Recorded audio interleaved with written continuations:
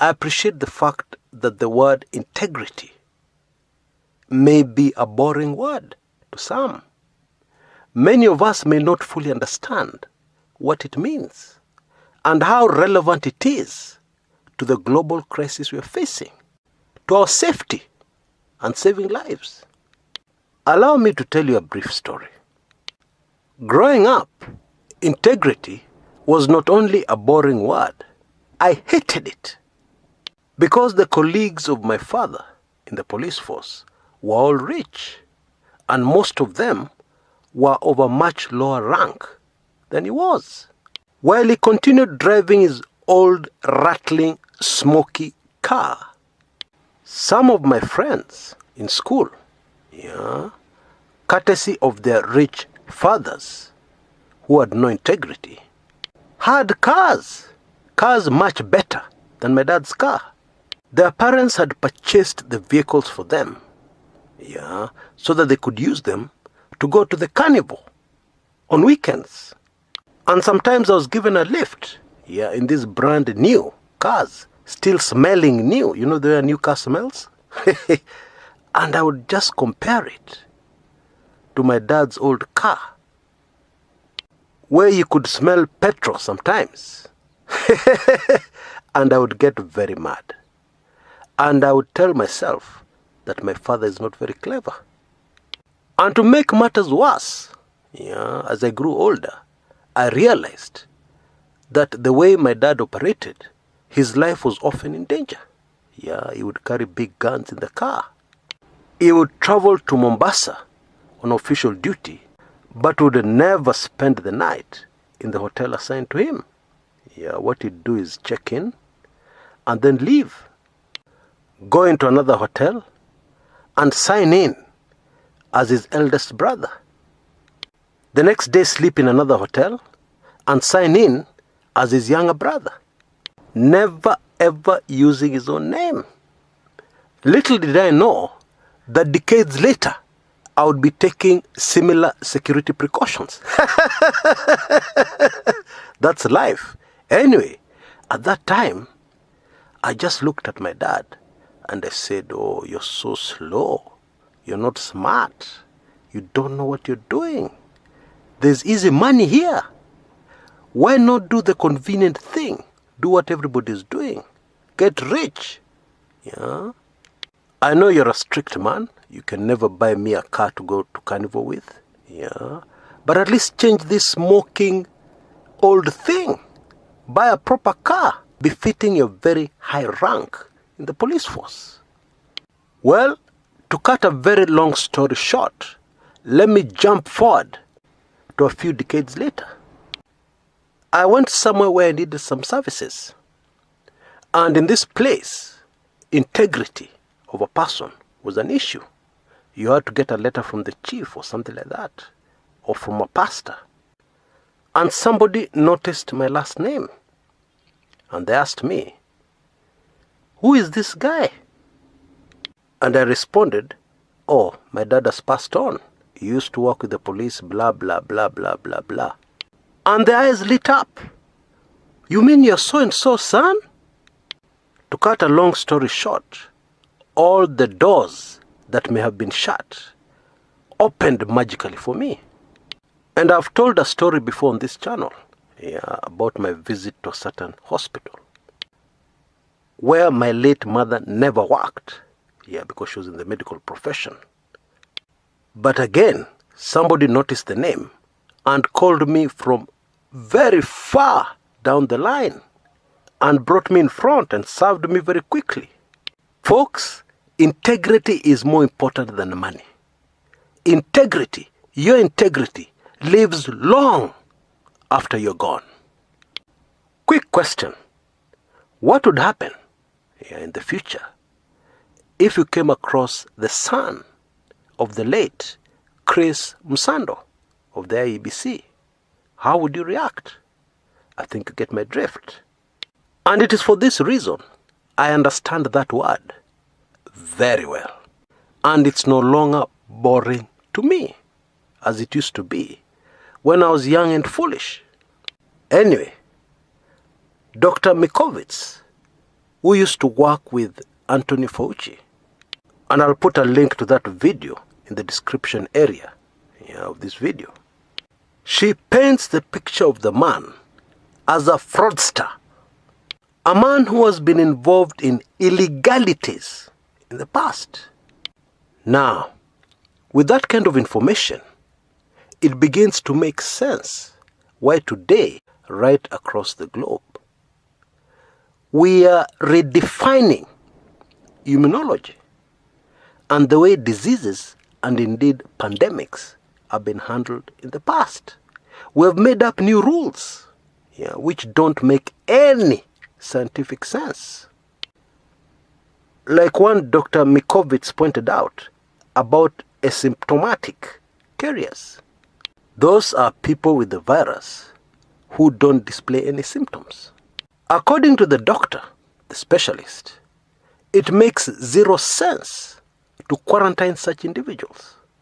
Because, she asks, how can they pass on the virus if they're not showing any symptoms? They're not sneezing, they're not coughing. And we come back to the question everybody's asking. Why quarantine people who are not sick? It has never been done before in history. You will not find it anywhere, in any textbook on immunology. But that is what the World Health Organization has recommended. That is what we are doing right now as I speak. That is precisely what Dr. Anthony Fauci has been promoting and championing and pushing through. And of course, is so influential that if today he were to change his mind and tell the world to do something else, people would follow his lead. That's how influential he is. But he is a man without integrity. And so we know that that is highly unlikely. This latest revelation is yet another confirmation that the global crisis we're going through right now has nothing to do with science. The objective has nothing to do with science. There's another agenda. This should be very clear. There is obviously another agenda of taking away the rights of people. Keeping them locked up in their houses, locking them up in quarantine.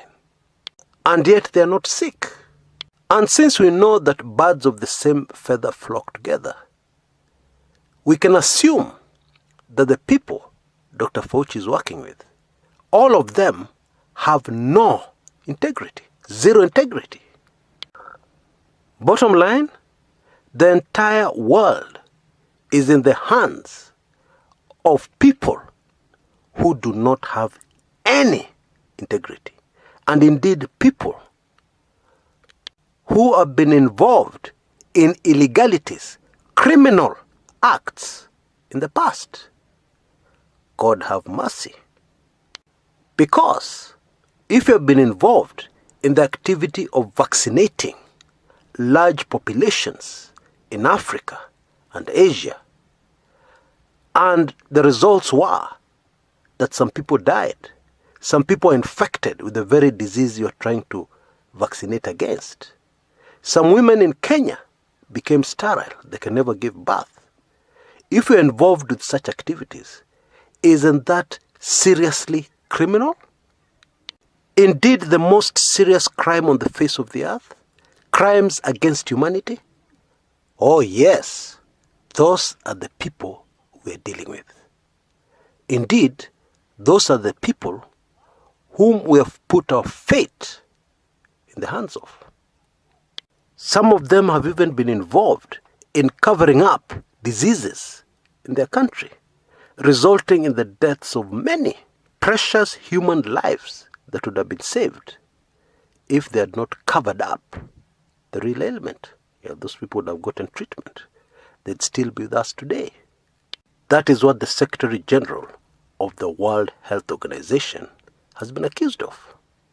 Birds of the same feather will always flock together.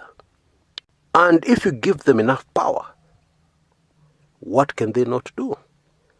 For example, What will stop them? Rewriting entire textbooks written for centuries and decades on immunology and take actions that contradict all that human knowledge that has been accumulated and indeed tested by time, and introducing brand new things that have never, ever been tested. It seems we live in a world where integrity is becoming increasingly extinct.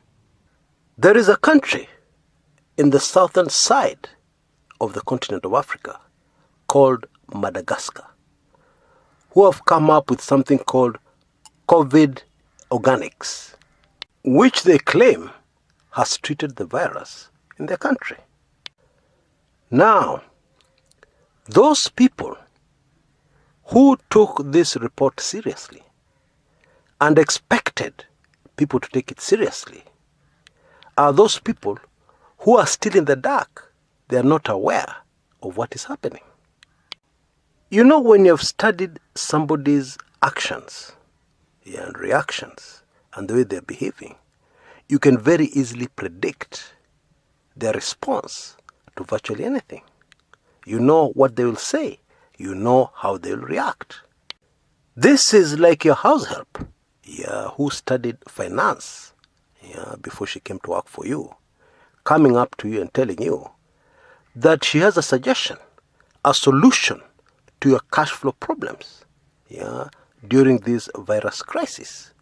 She has an idea or two of what you can do with your finances to ensure that you come out on top. How do you think you'll react? How do you think your friends will react if they hear, oh, this friend of ours was being given financial advice by his maid? Kwani ameruka kichwa? Maybe we should take him for some psychiatry analysis. And it doesn't matter how good that advice is. It doesn't matter that this maid didn't have any other option. And not only does she have a finance-related degree, she has some experience, which she got before circumstances changed, and she had to take up this job, looking after your babies, as a house help. In case you haven't noticed, Africa inadharauliwa tena sana. So, the issue here is not whether or not it's effective. The issue that we must deal with first is how Africa is looked at, trampled upon by most of the rest of the world. And then, when we fully realize this and it sinks in, that in fact what other people are after is our destruction, we need to take a quick decision and decide to secede from the rest of the world. Hold everybody at arm's length and look for our own homegrown solutions, because I believe those solutions are in Africa. And don't get me wrong, I'm not saying herbal medicine doesn't work. No, that's not what I'm saying. In fact, in case you're not aware, some people have made fortunes by coming to Africa, discovering what Africans are using to treat what, and then stealing the whole idea, going back to the West, and creating a cure, in tablet form or whatever. And then they've come back and sold us, our own medicine. Oh yes, that has happened for centuries and decades. And you know, one huge advantage about herbal remedies is that they have no side effects. They're not like the other medicine we receive from the West that has all kinds of complications. And having said that, I'm sure the medical doctors we have on this channel, most of them, will be very horrified at what I've just said. Kumekucha Chris, I've lost all respect for you. Yani, you can suggest herbal remedies. How? The hygiene alone, in the preparation of these African medicines, you're not serious. Oh yes, I'm aware of that. And I agree, one has to be careful because we have all kinds of conmen walking around in Africa these days who are after money and then all the other things later. You know, when I was about 9 years old, my grandmother, my mother's mother, got very sick. She had many complications, diabetes, etc., etc. And the situation got so bad that she even got paralyzed on one side of her body. And she had 2 daughters in the medical profession, including my mother. And then my grandmother on the other side, the mother to my father, heard about this and was very concerned. And she went to the root of some tree, got a herb, mixed it with fat from a goat. I'm not sure if I can remember all the details, but then boiled, all that in a huge sufuria. And a week later, my sick grandmother was walking. And people in the medical profession could not understand how that had happened. True story. I witnessed it myself.